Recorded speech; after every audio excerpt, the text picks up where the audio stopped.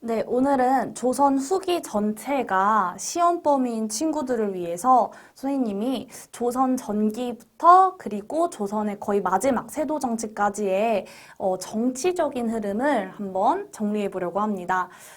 저희 학교의 이번 시험 범위가 3학년들 시험 범위가 조선 전체여서 우리 아이들을 위해서도 있지만 조선의 전체적인 내용을 공부하기 이전에 전체적인 흐름과 스토리를 파악하는데 도움이 되셨으면 좋겠어서 한번 고려가 망하고 조선이 건국되고 세도 정치로 쇠퇴하는 그 과정까지를 정리해 보도록 하겠습니다. 자, 먼저 고려 말을 보도록 할게요. 자, 고려 말에서 항상 처음 시작은 명나라의 천령 이북입니다. 명나라가 천령 이북의 땅을 요구하자 고려의 우왕과 최영은 요동정벌을 이야기하죠. 키워드는 요동입니다. 모두 다 이거를 찬성했던 것은 아니고요. 이거를 반대했던 사람이 바로 누구죠? 이성계입니다. 하지만 어쩔 수 없이 이성계는 요동정벌에 나가는데요. 가다가 여기서 이건 아닌데 하면서 탁 군대를 돌리게 되는데 그것이 무엇일까요? 맞습니다. 바로 위화도 회군입니다. 어떻게 보면 이성계는 약속을 어기고 어떻게 보면 왕의 말을 거역한 거잖아요. 그러니까 이 회군을 했을 때는 아주 강력한 어떤 결심이 필요했을 것 같아요. 이 회군을 하자마자 결국 이성계는 우왕을 폐위시키고 최영을 제거하고 권력을 장악합니다. 그런데 여기서 친구들이 낚이는 부분이 그럼 이때부터 바로 조선 건국인 줄 아는데 바로 조선을 건국하는 게 아니라 우리 일단 고려 말이니까 흐트러진 고려의 경제 사항을 한번 정리하고 갈 건데요. 일단 이성계와 신진사대부는 과전법이라는 토지 제도를 마련합니다. 네, 과전법을 실시해서 결국 권문세족을 억압하고 자신의 지지 기반인 신진사대부의 재정적인 기반을 도와주면서 네, 이 경제적인 기반을 마련하죠. 이렇게 먼저 고려의 경제를 해결한 다음에 그 다음에 신진사대부는 바로 급진파와 온건파의 대립을 겪습니다. 그러니까 야 아무리 고려가 거지 같아도 그래도 나라를 바꾸는 건 아니지 고쳐 쓰자라는 온건파와 야 고쳐 쓰는 거 아니야 바꾸자라는 급진파가 나뉘어지게 되는 거죠. 그래서 이 급진파와 온건파가 나누지만 누가 승리하죠? 우리 역사 이미 스포 다 돼 있죠? 네, 이 급진파가 승리하게 됩니다. 결국 이 급진파가 승리해서 조선이 건국이 됩니다. 자, 그럼 이제 본격적으로 조선을 볼 건데요. 조선은 크게 스토리 흐름으로 보자면요. 결국은 조선이 딱 처음에 등장했을 때 이 조선의 건국 기틀을 탄탄하게 마련하는 전기와 그리고 사림의 세력이 등장해서 사화로 시끄럽다가 이 사림이 정권을 장악해서 분당 정치를 만들고 결국 소수의 가문이 권력을 장악하는 세도 정치. 크게 이렇게 네 단계로 나눌 수 있어요. 네, 그런데 그 가운데 어마어마하게 중요한 상황인 임진왜란까지 있고요. 그러면 이 시대의 흐름을 왕 중심으로, 사건 중심으로 흐름을 보도록 할게요.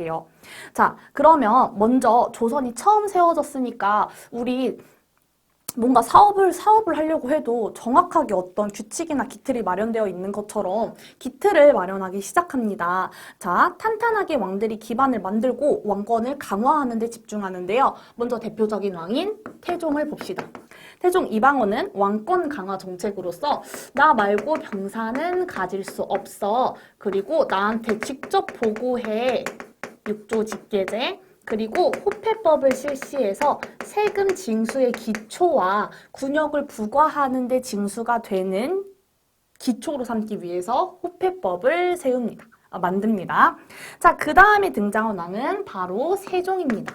세종은 아빠를 딱 보니까 아빠가 힘이 너무 센 건 막 또 그렇게 좋은 것 같진 않아. 뭔가 왕의 힘도 세지만 신하들과의 적절한 조화도 필요한 것 같아. 왕권과 신권의 조화를 추구했기 때문에 자, 육조 직계제보다는 의정부 서사제를 활용하고 그리고 사군 육진을 개척하기도 하고 특히 집현전을 설치하고 경연에도 참여해서 이 왕권과 신권의 조화를 이룩하고자 합니다.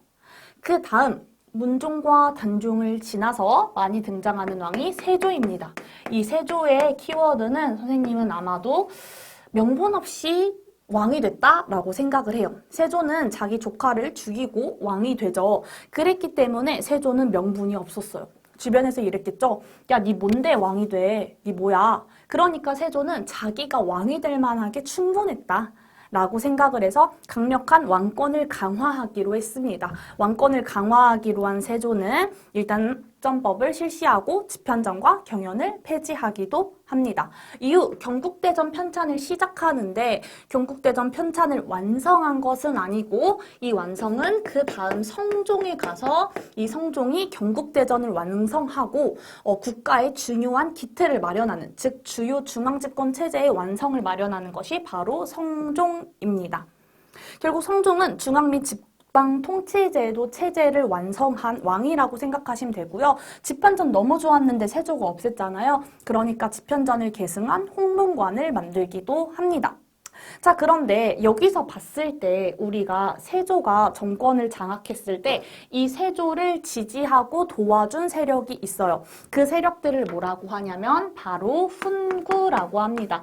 이 훈구들은 세조가 왕이 되는데 공을 세운 신하예요. 결국 이 훈구들이 강력한 세력을 장악하고 있었을 때 성종이 딱 왕이 되고 중앙 집권 체제를 완성하고 보니까 야, 근데 훈구 니 뭐 돼? 훈구가 너무 힘이 강력한 거죠.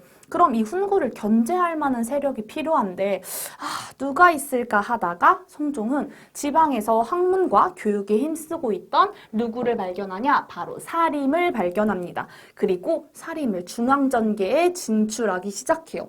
중앙전계 어디로 진출시켜서 사림을 일하게 할까 보니까 이 훈구를 비판할 수 있는 좋은 자리가 있습니다. 바로 사림을 어디에 배치하냐? 삼사에 배치해요. 삼사는 간단하게 말하면 사헌부, 사관원, 홍문관인데 이들의 역할이 뭐냐? 이들의 역할은 언론 역할을 했어요. 이들이 맡은 역할은 언론입니다. 그래서 이 사림들은 이 훈구들의 잘못된 정치를 아주 신랄하게 비판하기 시작해요. 훈구는 당황했어요. 나한테 비판을 해? 이렇게? 사림 너네 뭐야? 하고 사림한테 4번이나 화를 입히는 사건이 발생하는데 그게 그 유명한 사화입니다. 사림은 중앙정계에 진출해서 3사에 배치되었고 훈구를 비판하자 훈구는 사림을 4번이나 피해를 입게 하는데 그것이 사화입니다. 사화의 대표적인 키워드는 무오사화, 갑자사화, 기묘사화, 을사사화입니다. 썰은 무갑기을이라고 외우는데요. 무오사와 갑자사화는 연산군 때 발생한 일입니다. 대표적인 키워드만 알고 있으면 시험에서 잘 풀 수가 있어요. 먼저 무오사화는 연산군 때 발생한 거예요. 김종직이 쓴 의제문이라는 글이 발단이 되는데요. 이 의제는 중국 황제 이름입니다. 그런데 이 의제가 자기 삼촌뻘 되는 항우한테 죽임을 당했거든요. 그래서 김종직이 글에 써요. 아, 의제 불쌍하다. 믿었던 삼촌한테 죽임을 당하다니 라고 글을 썼습니다. 그런데 이 김종직의 제자였던 김일손이라는 사람이 김종직의 글을 인용해서 은근히 누구를 저격하는 글을 쓰는데 이 조의제문을 보면 누구를 저격하는 글 같나요? 그렇죠. 자기의 조카를 죽이고 왕이 된 세조를 저격하는 글인 것 같죠. 훈구는 바로 이 사실을 연산군에게 달려가서 일렀고 연산군은 이 김종직의 조의제문, 즉 이 김일손과 이 김종직과 관련된 모든 살인들을 다 제거하는데 그것이 바로 무오사화입니다. 그럼 무오사화의 키워드는 조의제문, 김종직, 김일손이 되겠네요. 그 다음에 등장하는 게 갑자사화입니다. 갑자사화도 연산군 때문에 발생하는데 연산군은 자신의 생모, 그런데 폐비당한 이 폐비윤 씨와 관련되었던 훈구와 사림을 모두 제거하게 되는데 그것이 갑자사화입니다. 그럼 갑자사화의 키워드는 폐비윤 씨가 되겠네요. 그런데 연산군 너무 세죠? 너무 세고 너무 망나니고 자기 혼자 다 해먹으니까 이걸 도저히 볼 수 없어서 다시 연산군을 쫓겨나고 그의 이복동생인 중종을 왕위에 올립니다. 중종은 생각했어요. 나라판이 지금 정치가 거짓골이 됐으니까 내가 다시 열심히 해보자. 그래서 똑똑한 사림을 한 명 등용하는데 그 사람이 너무너무 중요한 조광조입니다. 이 조광조는 이 사림을 대표하는 정말 중요한 똑똑인데요. 이 조광조는 유교적으로 이상정치를 실현하기 위해서 많은 개혁을 추구합니다. 특히나 추천해서 사람을 뽑는 현량과를 실시하기도 하고 유교의 나라에서 도교의 제사를 지내는 곳이 웬 말이냐 소격서를 폐지하기도 하고요. 언론 활동을 활성화하자고 얘기합니다. 여기까지는 그래 좋았다 이거예요. 그런데 조광조가 뭘 얘기하냐면 야 그런데 중종이 왕이 됐을 때 중종 도와주지도 않아 모아놓고 훈장받은 애들, 거짓 공적받은 애들 너무 많아. 그런 거짓말쟁이들, 그러니까 거짓 공적을 받은 사람들 그거 다 삭제시키고 걔네들한테 줬던 혜택 다시 다 가지고 오자를 주장해요. 이게 바로 뭐냐면 조광조가 말했던 위훈 삭제입니다. 거짓말로 훈장 받았던 거, 거짓말로 좋은 혜택 받았던 애들 다 내놔라고 얘기한 거예요. 그런데 거짓말로 혜택 받았던 사람들은 거의 다 훈구였거든요. 그러니까 훈구가 다시 자기 밥그릇을 건드리니까 이 조광조를 가만히 둘 수 없습니다. 결국 이런 조광조의 급진적인 개혁에 못 이겨서 다시 한번 조광조와 이와 관련된 살인들이 싹 제거되는데 그것이 바로 기묘사화입니다. 그러니까 기묘사화의 키워드는 조광조가 되겠네요. 마지막으로 을사사화입니다. 을사사화의 키워드는 명종 때 외척 사이에서 발생한 싸움이라고 생각을 하시면 됩니다. 결국 모사의 키워드는 김종직 조이제문, 갑자는 패비은 씨, 기묘는 조광조, 을사사화는 명종 때 외척 싸움. 더 구체적으로 말하면 대윤과 소윤의 싸움이 되겠네요. 그런데 존버는 승리한다고 했던가요? 살인이 이렇게 많은 피해를 당하지만 살인들은 지방에서 열심히 공부하고 서원과 향약을 기반으로 착착착 성장하고 있었기 때문에 결국 중앙 정계에 진출하게 됩니다. 결국 정권을 장악한 살인은요, 정권을 장악하고 중앙 정계를 장악하게 되는데 헐, 생각지도 못한 일이 발생해요. 우리가 훈구라는 공통의 적이 있었을 때는 너무나도 마음이 잘 맞는 줄 알았는데 막상 훈구라는 공통된 적이 사라지니 이 살인들 사이에서도 나랑 마음이 더 맞는, 나랑 더 결이 맞는 친구들의 무리가 생겨나게 됩니다. 사실 이건 나쁜 건 아니에요. 사람들에 따라서 나와 더 결이 맞는 사람이 있죠. 그러니까 살인들이 당을 나누기 시작합니다. 즉, 야, 너 누구한테 배웠어? 그리고 너 어떤 정치적 성향을 가지고 있어? 즉, 학문적 성향과 정치적인 성향에 따라서 친구들의 무리를 형성하는데 그 친구들의 무리를 우리는 두 글자로 붕당이라고 합니다. 사실 붕당 자체는 나쁜 것이 아니에요. 서로 의견이 다를 수 있죠. 하지만 인정하고 존중해주고 넌 그런 생각을 가지고 있어? 난 이래 라고 하면 더 좋은 정치를 만들어낼 수 있으니까요. 자, 그래서 처음에 붕당은 동인과 서인으로 나뉩니다. 처음은 동인과 서인으로 나뉘어요. 그런데 이 동인과 서인으로 나뉘는 과정에서 시험에 많이 나오는 포인트가 있어요. 얘네들이 나뉘게 된 결정적인 계기가 있을 텐데 그 계기가 무엇이냐? 바로 이조전랑입니다. 이들은 이조전랑이라는 걸 둘러싸고 동인과 서인으로 나뉘어요. 이조전랑이 무엇이냐? 이조전랑은요, 사실 관직인데요. 높은 관직은 아닙니다. 그런데 이 이조전랑한테는 아주 중요한 특기가 있었는데요. 이조전랑은 아까 이 3사, 언론의 역할을 하는 이 3사의 인사권을 가지고 있었고 뽑는 권리를 가지고 있었고 더불어서 내가 이조전랑이 되면 나의 후임자를 내가 추천할 수 있는 권리를 가지고 있었어요. 뭐니 뭐니 해도 언론 무섭잖아요. 그런데 이 언론에 배치할 수 있는 사람을 뽑을 수 있는 권리라니 이게 너무 중요해서 이 이조전랑을 둘러싸고 동인과 서인으로 나뉘게 됩니다. 자, 그런데요. 우리 이조전랑 때문에 싸우고 있을 때가 아니에요. 지금 뭐가 발생하냐? 바로 1592년에 임진왜란이 발생합니다. 일본이 혼란했던 전국시대를 통일하고 내부 세력의 불만들이 많았는데 그 불만들을 밖으로 돌리고자 명을 정복하러 가자라는 명목으로 조선을 치게 됩니다. 그런데 안타깝게도 조선은 이때 건국되고 쭉 지속적인 평화가 이어졌었거든요. 그러니까 갑자기 발생한 임진왜란 때문에 우리는 처음에는 속수무책하게 당해요. 아주 빠르게 부산진과 동래성이 함락되고요. 시험에 많이 나오는 송상현이 내가 싸우다 죽는 거는 쉬워도 길을 비켜주기는 어렵다라고 하면서 아주 열심히 동래 부사가 싸우지만 결국 다 뚫려버립니다. 그럼 왕은 뭐하고 있었냐? 우리 선조는 당황해서 의주로 도망을 가요. 의주로 도망을 가고 피난을 가면서 명나라에게 도움을 요청합니다. 한편 일본은 빠르게 한양을 점령하고 평양성까지도 점령하게 됩니다. 조선이 망하는 줄 알았어요. 하지만 우리에게는 수군과 의병이 있었습니다. 이순신 장군과 함께한 수군은 모든 전투에서 승리하면서 왜군의 보급로를 차단하게 되고 호남의 곡창지대까지 보호하면서 일본의 북상 위로 올라가는 것을 저지합니다. 특히 의병들은 자신들에게 익숙한 지형을 열심히 활용해서 왜군에게 큰 타격을 입힙니다. 이때 천조가 도움을 요청했던 명나라가 들어오게 되고 조명연합군이 활약해서 평양성을 다시 탈환하기도 합니다. 또 건율 장군이 행주대첩에서 승리하면서 우리도 일본과 열심히 싸우게 돼요. 그런데 이 싸움이 지속되니까 결국 명나라의 제의로 이 조선과 일본은 이 휴전협상 테이블에 앉습니다. 이 휴전하는 과정에서도 우리가 그냥 놀고만 있진 않아요. 무기를 재정비하고 군렬을 정비하고 훈련도감을 설치해서 포수, 사수, 살수로 구성된 삼수병을 구성해서 우리도 제대로 싸워보자 라고 하면서 열심히 준비를 합니다. 이 휴전협상이 잘 되나? 라고 했지만 휴전협상이 잘 되지 않아요. 일본이 진짜 터무니없는 요구를 하거든요. 그러니까 다시 1597년 정유년에 다시 한번 내란이 발생하게 되는데 그것이 무엇이냐? 바로 정유재란입니다. 자, 정유재란이 됐지만 우리 열심히 준비했죠? 특히 명량해전과 노량해전에서 확 쓸어버리면서 자, 우리 그리고 많은 의병의 활약으로 일본을 무찌를 수 있었습니다. 하지만 일본은 돌아갔지만 이로 인한 조선의 피해는 정말 컸어요. 왜냐하면 싸움이 어디에서 일어났죠? 조선에서 일어났잖아요.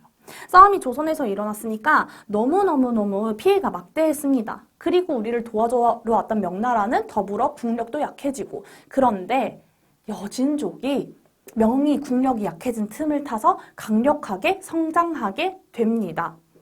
한편 전쟁 이후에 왕이 된 사람은 누구냐? 광해군입니다. 이 광해군은 전쟁을 경험했던 왕이에요. 그러니까 전쟁 이후에 전난을 극복하고자 토지대장과 호적을 정비하기도 하고 동의보감을 완성해서 사람들에게 배포하기도 합니다. 그런 광해군에게 아주 가장 큰 고민이 등장하게 되는데 이건 키워드라서 적을게요. 광해군은 하면 딱 나오는 거.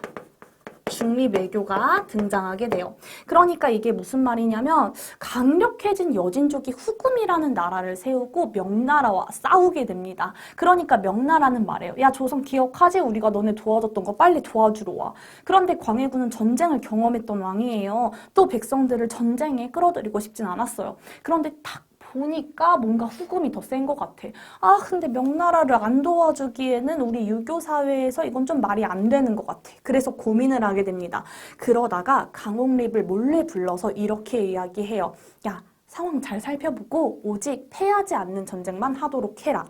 결국 이 광해군은 명나라와 후금 어느 편에도 서지 말고 중간에 입장에 서서 더 우리에게 유리한 쪽을 선택해라 라고 말했던 거죠. 결국 강옥립은 후금에게 항복을 하게 됩니다. 이 사실을 알았던 서인이 노발대발 난리 났어요. 이 서인은 유교 사회에서 대의 명분과 의리를 중시했는데 오랑캐인 후금에게 항복을 하고 명나라가 도와준 의리를 저버렸다라고 하면서 분노를 하게 되죠.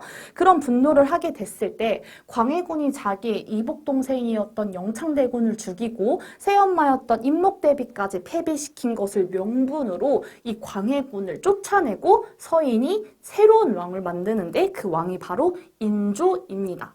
그럼 결국 이 동인과 서인을 분리해서 이 서인이 주도로 누가 세워졌죠? 인조가 세워졌어요. 그런데 그 전에 동인이 북인과 남인으로 갈라졌었거든요. 그런데 이 북인은 광해군을 지지하던 세력이었어요. 이 광해군이 물러나자 결국 서인이 주도하면서 남인이 함께 공존하는 상태가 지속되기는 했습니다. 그런데 누구의 힘이 더 셀까요? 당연히 서인의 힘이 더 세죠. 왜? 인조를 왕으로 만들었잖아요. 그럼 우리 인조를 한번 봐봅시다. 인조는 왕이 됐어요. 인조가 바보가 아닌 이상 교훈이 있어요. 어떤 교훈이 있어요? 무조건 후금한테는 나쁘게 해야 되고 명나라한테는 무조건 의리를 다해야겠다. 왜냐하면 그렇지 않았기 때문에 광해군이 쫓겨났잖아요. 그래서 인조는 친명배금 정책을 합니다. 그런데 이 정책이 잘못됐을까요? 후금이 이괄의 난을 계기로 조선을 공격하는 정묘호란이 발생합니다. 정묘년에 오랑캐가 쳐들어온 난, 그것이 바로 정묘호란이에요. 그러니까 인조 때의 키워드는 크게 정묘호란이 있습니다. 정묘호란은 1627년에 발생한 난이에요. 이 결과 우리는 후금보다 힘이 엄청 약하다는 사실을 인정해야 했어요. 그래서 우리는 후금을 돌려보내기 위해서 후금과 형제 관계를 맺습니다. 후금이 형이고 우리가 동생인 관계를 맺은 거죠. 그런데 이 후금 힘이 어마어마하네요. 여기서 그치지 않고 청나라로 이름을 바꾸면서 우리한테 뭘 얘기하냐면 야, 형제는 좀 아니고 군신관계 맺자. 라고 이야기를 합니다.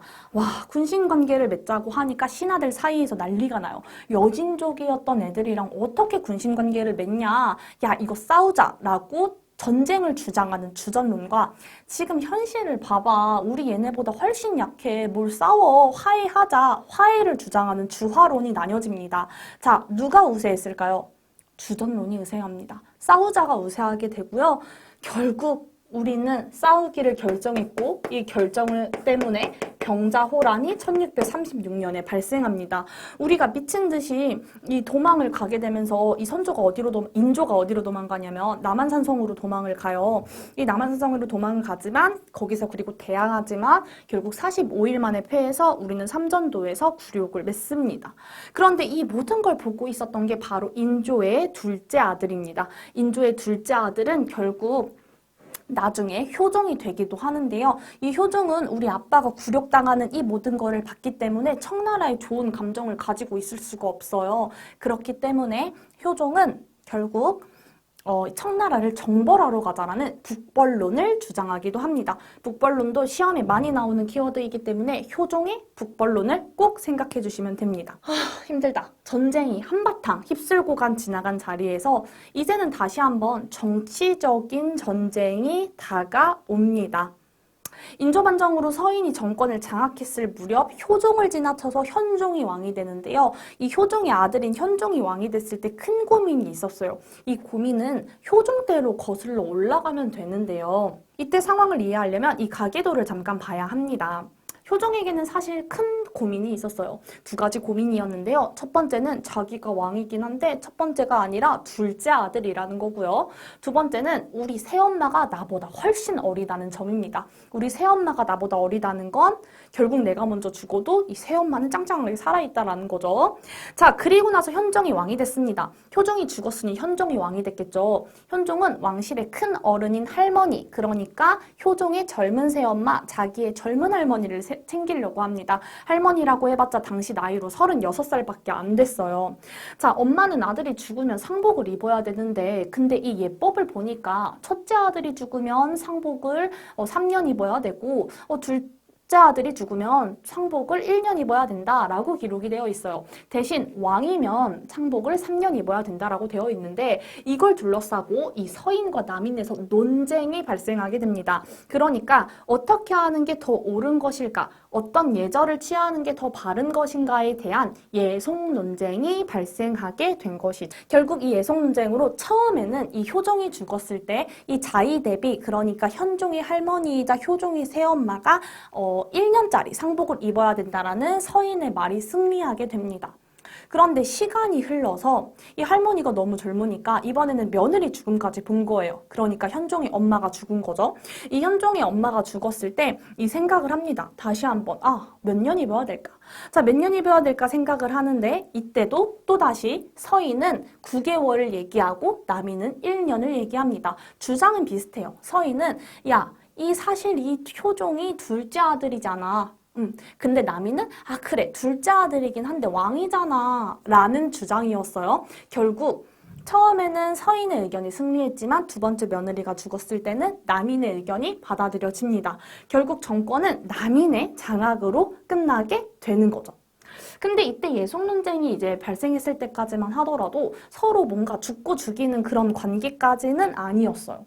하지만 숙종 때 이 서인과 남인은 서로 잡아먹지 못해서 안달이 나는 존재로 바뀌게 되는데 그것이 바로 환국 때문입니다.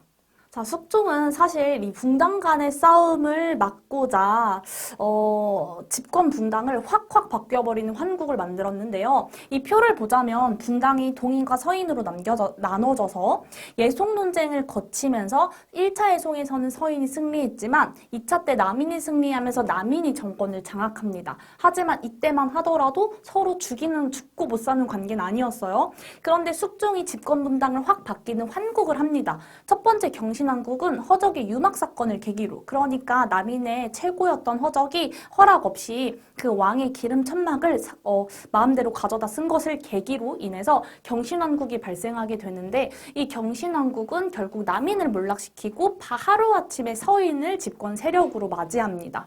자, 그런데 이 기사왕국은 다시 한번 남인이 정권을 장악하게 돼요. 그 계기는 당시 장희빈이 낳았던 아들을 원자로 책봉한다라고 했을 때 이 서인이 반대했거든요. 왜냐하면 사실 원자 책봉이라고 하는 것은 왕후의 아들이 해야 하는데, 이 장희빈, 즉 후궁의 아들을 바로 한다는 것에 대해서 서인이 말리는데, 이걸 말렸다는 이유로 다시 한번 집권 세력을 바꿔버리는 기사환국이 발생합니다. 하지만 다시 한번 갑술환국으로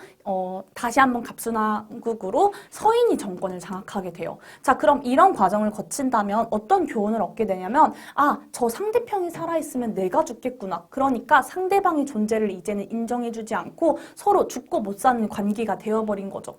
결국은 서인이 정권을 장악하게 되는데, 이 서인도 또 노론과 소론으로 세력을 나뉘게 됩니다.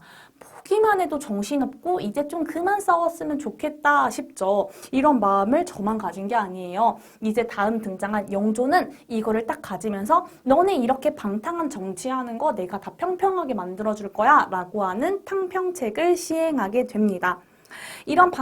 영조는 결국 이렇게 얘네들이 나누어진 것이 처음에 이조전랑의 힘이 너무 강해서다라고 생각을 해서 이조전랑의 권한을 약화시키고 서원을 정리합니다. 그러면서 민생을 안정시키기 위해서 균등하게 역을 거두는 균역법을 시행하고 속대성과 동국 문헌비고를 정리합니다. 시험이 많이 나오는 키워드라서 대표적으로 이야기했어요. 그 다음 자기의 손자였던 정조 역시도 탕평책을 지속합니다. 할아버지와는 조금 다르게 다양한 인재, 그러니까 남인이나 소론까지도 다양한 인재를 등용하고 규장각, 왕실 도서관인 규장각을 만들어서 거기에서 초기 문신 제도를 통해서 사람들을 재교육시키기도 했어요. 또 자기의 직속 부대인 장룡령을 만들기도 하고 신도시인 수원 화성을 건립하기도 합니다. 여기서 정조는 새로운 개혁 정치를 하려고 했던 것 같아요. 그런데 정조가 자기 아들이 다 크기도 전에 죽고, 그래서 순조가 왕이 되는데요. 정조가 하려고 한 건 많았는데 이거를 탄탄하게 기반을 다지지 못하고 돌아가시고 나니까 결국은 왕의 외척인 소수 가문이 권력을 장악하는 세도 정치가 등장하게 된 거예요. 세도 정치는 크게 순종, 헌종, 철종, 즉 60년대간 소수 가문인 외척 세력이 권력을 장악했던 시대, 그 시대를 바로 세도 정치라고 합니다. 대표적으로 권력을 장악했던 가문은 안동 김씨와 풍양 조씨가 있습니다. 이 세도 가문이 관직을 독점해버리니까 과거 시험 자체도 부정당하고 매관매직으로 관리가 된 사람들은 백성을 제대로 돌보지 않아요. 서로 경제적인 이득만 취하기 위해서 수탈을 심해지니까 세금의 수탈인 삼정의 문란으로 나라가 혼란스럽기도 됩니다. 이렇게 혼란스러운 상황에서 정치도 세도 정치로 망하고 신분제도 망해가면서 사회도 망하고 결국 삼정, 세 가지의 세금 제도 문란으로서 삼정의 문란으로 경제까지 망합니다. 사람들은 불안한 상황에서 나를 구해줄 누가 등장하지 않을까라는 예언 사상과 종교에 빠지게 돼서 이때 천주교와 동학이 유행하기도 합니다. 그러면서 사람들은 더 이상 못 참고 봉기를 일으키는데, 그 봉기가 유명한 순조 때 발생한 1811년의 홍경래의 난, 그리고 1862년 철종 때 발생한 임술 농민 봉기가 있습니다. 이 철종은 임술 농민 봉기, 그러니까 전국적인 이런 봉기가 발생하는 원인이 결국은 삼정이 문란에 있다라고 파악을 해서 이 문제를 해결하는 삼정 이정청을 만들었는데 이것이 사실 근본적인 문제를 해결하지 못해서 잘 문제가 해결되지 않았습니다. 결국 세도 정치까지 우리가 짧은 시간이고 조금 내용의 구체적인 것은 생략을 했습니다. 그런데 전체적인 흐름을 알아야 더 공부하기가 편하잖아요. 그래서 고려가 망하고 조선이 성립되고 그 복잡한 분단까지의 전체적인 흐름을 공부했으니까, 자, 이거를 다 들었으면 바로 공부 다 했다가 아니라 다시 한번 구체적으로 근데 쌤이 말한 균역법이 뭐였지? 삼정의 문란이 뭐였지?를 다시 한번 공부해 보도록 합시다. 오늘은 스토리 흐름은 여기까지 하겠습니다.